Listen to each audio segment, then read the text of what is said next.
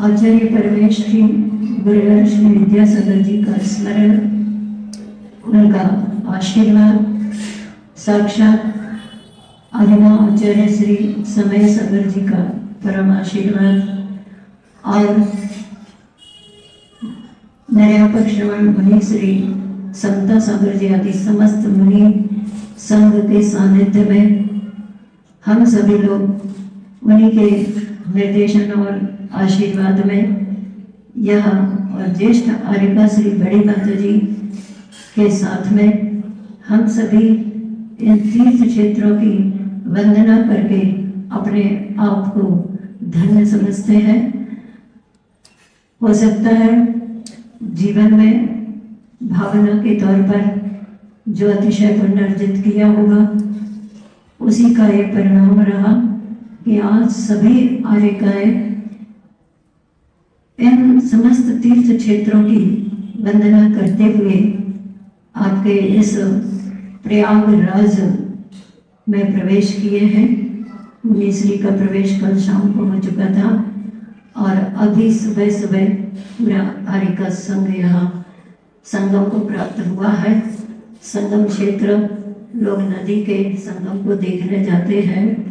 पता चला है गंगा नदी, यमुना नदी और सरस्वती नदी इनका संगम स्थल यहाँ पर है।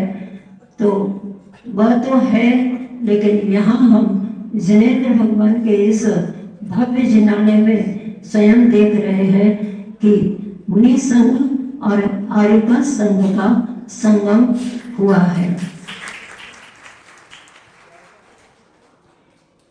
इतिहास कितना क्या कहाँ तक विदित है, ये तो निश्चित है कि भगवान आदिनाथ स्वामी जी ने 1000 वर्ष की तपस्या करके केवल ज्ञान को प्राप्त किया है और